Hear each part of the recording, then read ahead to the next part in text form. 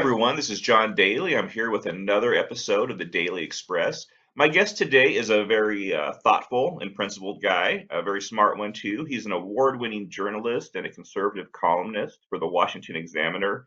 He's written for a ton of other publications as well, including National Review, The American Spectator, The Wall Street Journal, The Washington Post. I'm talking about Quin Hillyer. How's it going today, Quinn? Going fine, John. Thanks for having me on. Oh, absolutely. And thanks for joining me. So we have less than a week to go before Election Day. So I wanted to have you on to talk about some political developments in the final stretch. But before we get into that, I wanted to ask you right off the bat, which of these presidential candidates do you think right now is the favorite to win? I know the polling trends would seem to suggest that Trump has a bit of an edge, or at least the momentum, but I'm curious how you see things. Well, I hate to say this because I have a long history of predicting elections correctly. Sometimes when nobody else does, but so this time around, I've been saying anybody's crazy for making a prediction because it's so close and so volatile. But having said that, this isn't a firm prediction, but in the last 2 days, from what I've seen, I think it's slightly more likely than not that Kamala Harris is going to win. Oh, wow. I think that they are doing a better job at closing the deal. They're doing a better job of asking for votes from the people that are still up in the air, and a better job of, I think, probably of having a ground game. Whereas I think the Trump campaign is only preaching to their own choir. They keep not just not reaching out to sort of disaffected, slightly right leaning people, but who are, you know, wary of Trump. They're not just not reaching out to them, they continue to actively insult those people. And I think it's going to cost them. I think it's going to be a slight win for Harris. Are you surprised? Because I am that Nikki Haley, she got probably 20% of the vote during the Republican primary, which is, I mean, it's notable. It's not huge, not enough to it didn't get her anywhere, but um, she seems to be really sort of waving her arms in front of the Trump campaign and saying, use me, I'll help bring in more voters." And they're really just kind of waving her off. Is that surprising to you, or would you expect that? Well, it's semi surprising to me in that any competent campaign would try to make use of her. It does not surprise me in that the Trump people have been drinking their own bilge water for so long, and they're so arrogant and obnoxious and so in their own bubble that they don't understand how badly they turn other people off. That when I saw, even before they had the Madison Square Garden uh, rally, when I saw the list of speakers there, that's when I first started thinking, you know what, they're going to lose. Because if you're doing a rally like that and you're trying to close the deal in the last week, what you want to do is you want to get the people who are on the fence. And there are a whole bunch of people who either don't, who are really in the middle and they're trying to decide whether to either go one way and vote for Harris, go the other way and vote for Trump, or stay in the middle, meaning no vote or write in. Or there are a whole lot of people that absolutely know they can't vote for Harris because she's too far left, but Trump scares them, worries them, etc. And so they're really on the fence between maybe voting for Trump or just leaving that space blank or casting a write in. To get there are millions, a couple of million people like that. If the Trump campaign wanted them, then their speaker list would have been filled with people like Nikki Haley, Tim Scott, maybe Ron DeSantis, Ben Carson, people that have credibility with or are liked by or at least likable by a lot of these suburbanites, sort of slightly right-leaning suburban women, but they're really turned off by Trump, but maybe they'll vote for him. People like that, the Trump campaign needs to reassure. And instead of reassuring them, they had Tucker Carlson, who's been praising neo Nazis lately. They had this crazy comedian nobody had heard of, but he's crass and he's vulgar and he turned out to insult Puerto Ricans. They had Stephen Miller, who is just totally out there. I've known him for years and years and years. Uh, all they had were their own absolute crazy MAGA acolytes. And on the other hand, and this is sounding like a filibuster. I'm sorry I'm talking so long, but on the other hand, Go ahead. uh, the Harris campaign has been featuring Liz Cheney and other Republicans. They're actually asking for the votes from the middle or from even the right leaners. It's not that they know that they're going to win a lot of the votes, but they're neutralizing them. They're at least asking, and people want to be asked for their support. And so you could have a lot of people that, maybe were on the fence and might go to Harris. You got a lot more people that were on the fence and instead of voting for Trump will not vote because the Harris campaign has been at least trying to seem less scary to them, while the Trump campaign has increased its level of scariness. I think that's How's that? true. I think that's true. I don't know if it's sort of being driven by confidence that they don't feel like they at this point need to even try anymore. That not that they've really tried that hard to begin with. But I was going to ask you. So you are not voting for either Trump or Harris. You unless you've changed your mind in the last since last time I saw your tweets. But you are an old school never Trumper, but you find Harris unacceptable as well. I totally understand that. Regardless of who wins, the Republicans will almost certainly take back a majority in the Senate and will probably maintain a majority in the House, though that's less certain. There's been a lot of talk among principled conservatives about which outcome in the presidential contest would, in the long run, be better for conservatism. For some people, that might sound like a strange question, but I think there's actually some validity to it. Trump is not a conservative, and I suspect a Republican majority in Congress would largely, and I could be wrong, but I think they would largely fall in line with whatever populist nationalist agenda Trump decides to pursue, if he decides to pursue one. With Harris, who's quite liberal, I think Republicans in Congress would actually stand in the way of a lot of her big government ideas. What do you think, Quinn? Do you see a lesser of two evils in regard to what would be best for the future of conservatism? I think that either presidential candidate winning is going to be bad for conservatism and bad for the country. Uh, in different ways, I think they could be equally bad. I think the single most important thing right now, if you're a conservative, if you're a constitutionalist, frankly, if you love America, the single best thing would be a fairly substantial, meaning not just one vote, but 3 or 4 vote Republican majority in the Senate. Look, if Kamala Harris gets in and she has somehow even a 50-50 Senate with Waltz breaking the tie, if she can push through her radical notions, if she can get rid of the filibuster, if she can pack the Supreme Court, then the whole country is in bad shape.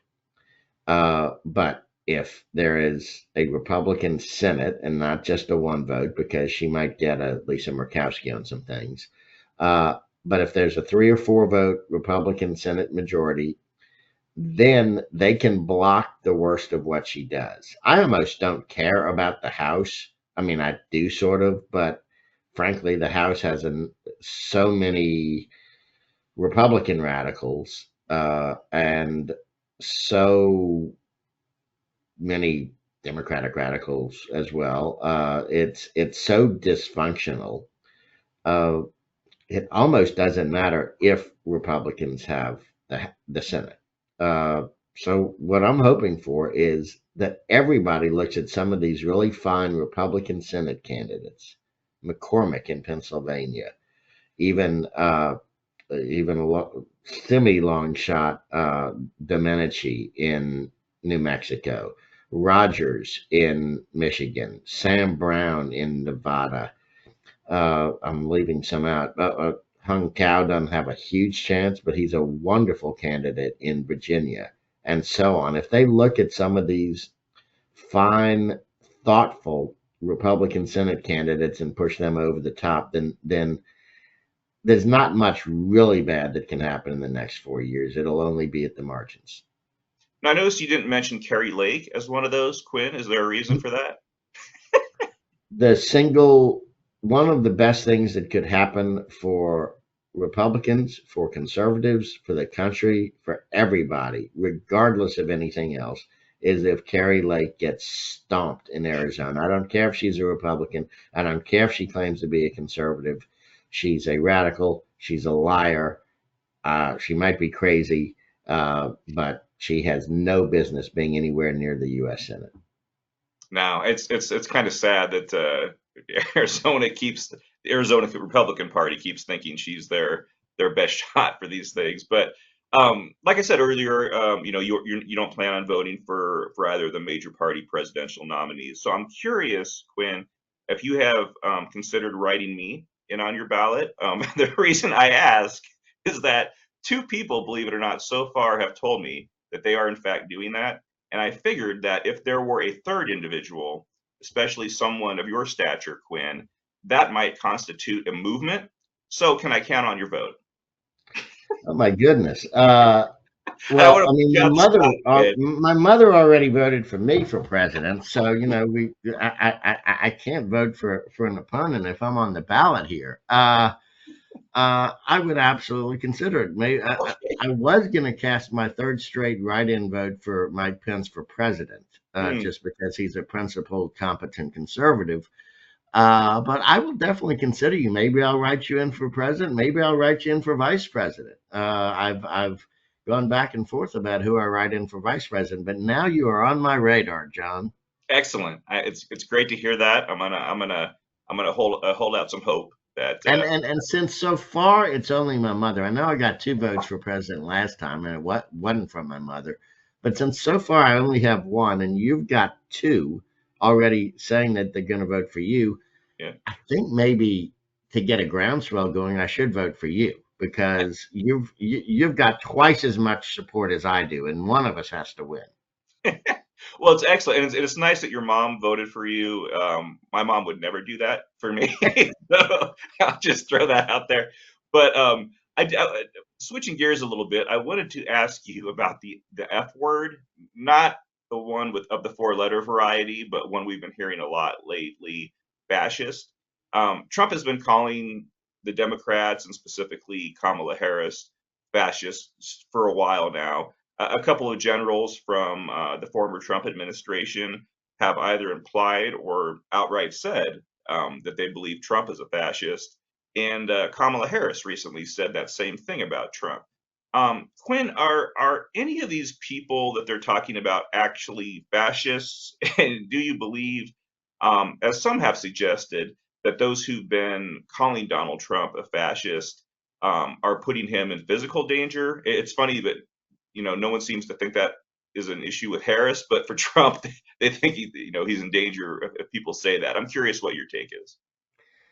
My take is, first of all, nobody, unless they really have, proof or really good reason, nobody should be calling the other side either Nazi or Hitler or communist or Stalinist.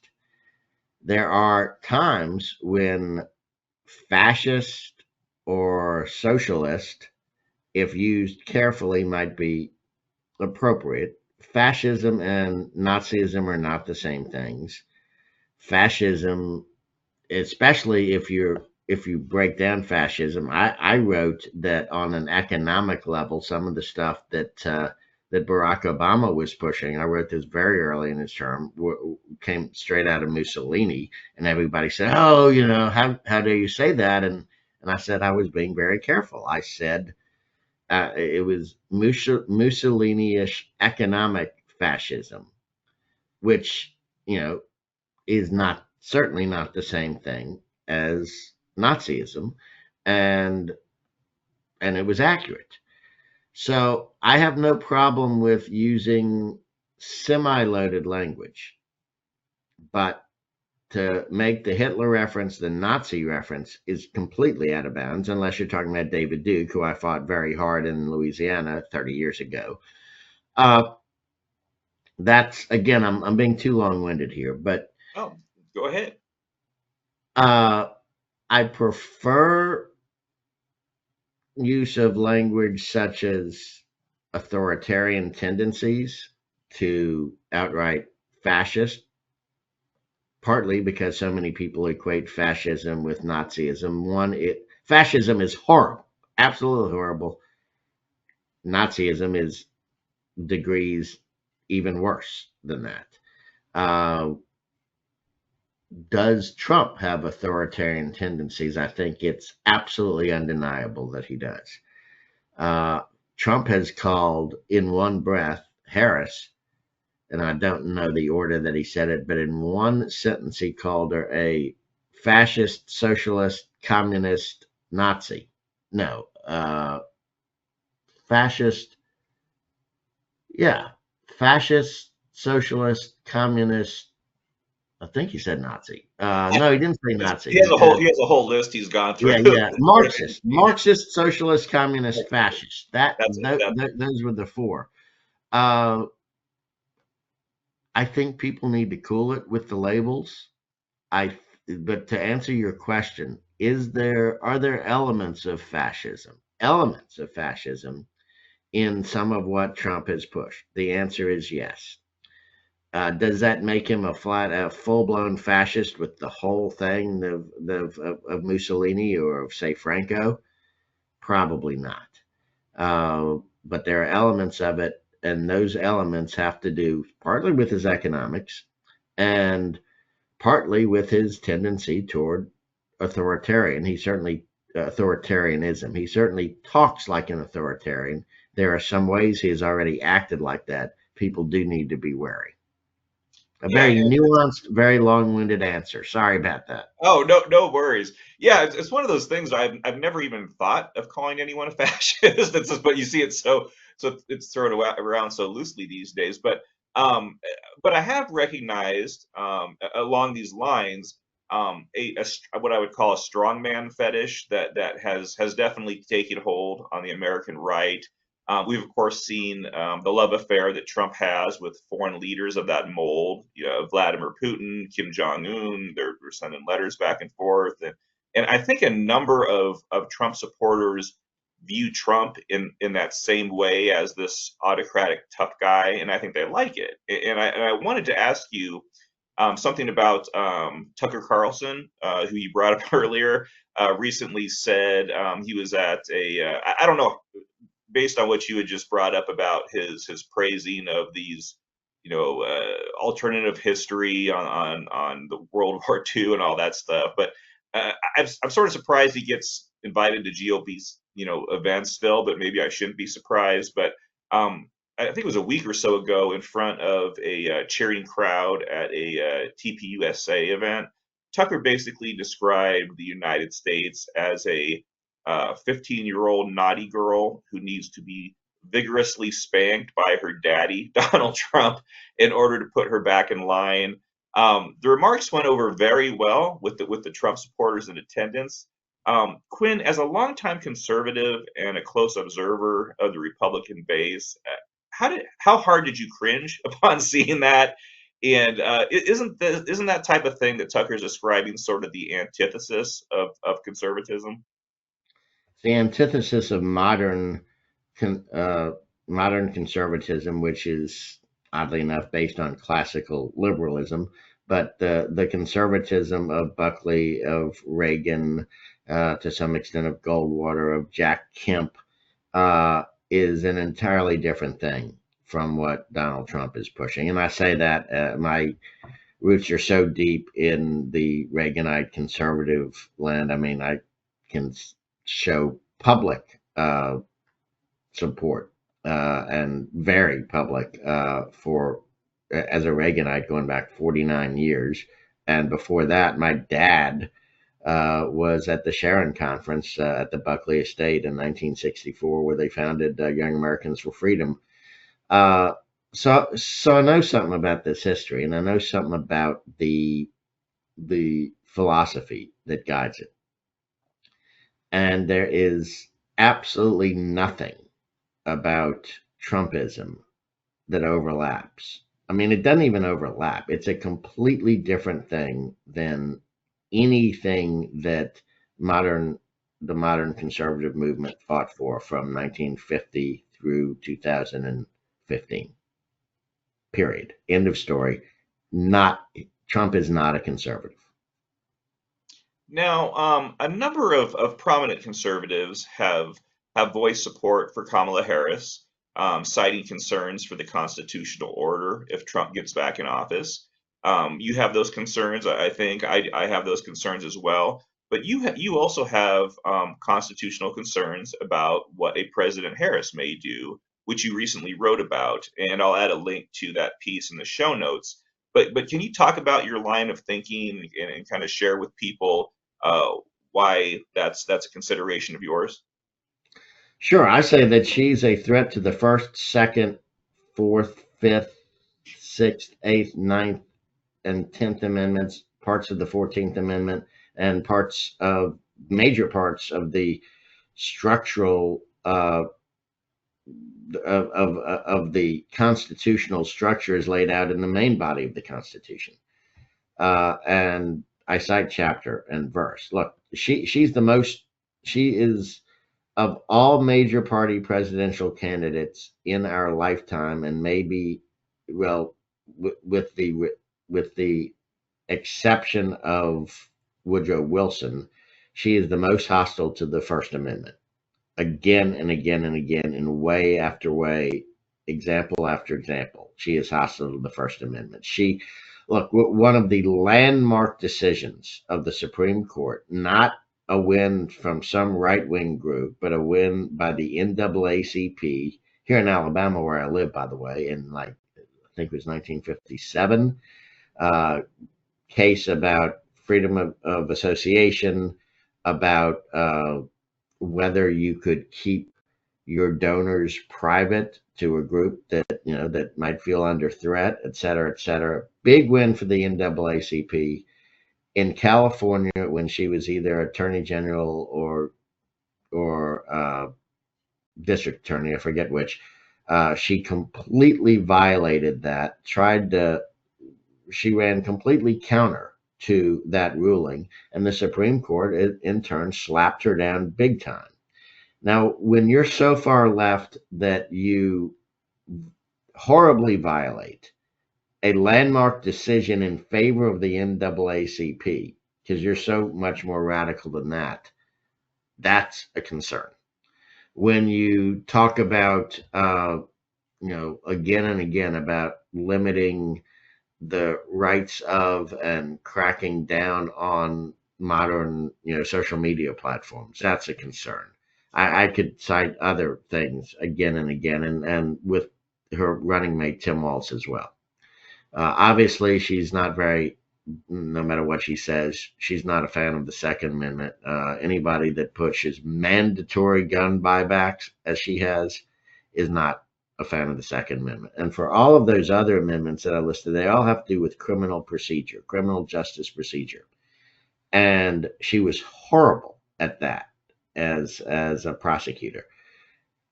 It's really interesting. On policy, on broad strokes, she was almost a Soros-like, weak on crime. Uh, let's show any leniency we can on broad classes of criminals. But when she decided she was going to target you or target a group, target any individual, and she decided for whatever reason that you were guilty, She didn't care about procedure. She was caught again and again and again, either condoning for or covering up procedural massive violations. She lost, what was it? It was, I think, 6,000. It was either 600 or 6,000. Big difference, I know, but still, at least 600. It was six something. Cases had to be thrown out because a lab technician had completely violated his job and procedures, and she covered up for it. And so 600 convictions were lost. Again and again and again, she did that. And if you look at how she treated, say, now Justice Kavanaugh, I'm not even talking about the sex allegations. Before Christine Blasey Ford came out, the way that she went after Kavanaugh with innuendo, smears that she didn't even later try to back up, but were good for the camera. She showed a meanness and a complete disdain for fairness and for proper procedure in a way that should make us all very, very frightened. Definitely things to consider. And like I said, I'll link to that piece for people to read it. That was a lot of material there. Um, just one more thing about Trump, I was going to ask you about. As we mentioned, he's not a conservative, and many of the things he's even running on, I think, are pretty clearly left of center. On some issues, he's even to the left of Kamala Harris. I don't think there's much of a conservative policy case there for Trump, but I do. I think there's actually quite a bit of overlap between the nominees. Unfortunately, I would like to see some bigger differences. But in one area in which I think there is a stark difference between the two is Ukraine. Harris seems very pro-Ukraine. Biden has been pretty pro-Ukraine. I would suggest he hasn't done enough. But on the other side, Trump and Vance, both of whom have had a very hard time saying anything negative about Vladimir Putin, are acting like they'd be more than happy to abandon Ukraine and maybe even NATO. At least there's hints that have been dropped of that. Um, I've asked a number of guests about this topic because I really do think what happens in Ukraine has potentially huge global ramifications. I think if Russia wins, it could mean the invasion of other countries, which would obviously be a very bad thing for the West, including us here in America. Is this how you see the issue, Quinn, or do you think it's possible that if Trump wins, maybe he'll surprise everybody and be a good ally to Ukraine? I completely agree with you both on the importance of Ukraine, the imperative to support Ukraine, the imperative to oppose Russia, the ramifications that I do think could be global. I think you're absolutely right on. And this is not the worst, but one of the worst things about the Trump Vance campaign. I don't think Trump cares that much either way about Ukraine. He might, I think his tendencies are against Ukraine and pro Russia. Vance is, he might as well be openly rooting for Russia and for Putin. Uh, Crazily so, dangerously so, vilely so. And I could give lots of examples. Together, a Trump Vance ticket would be disastrous for Ukraine, disastrous for Europe, disastrous for the West, you know, the socio-political West, which actually includes Japan. But you know what I'm talking about.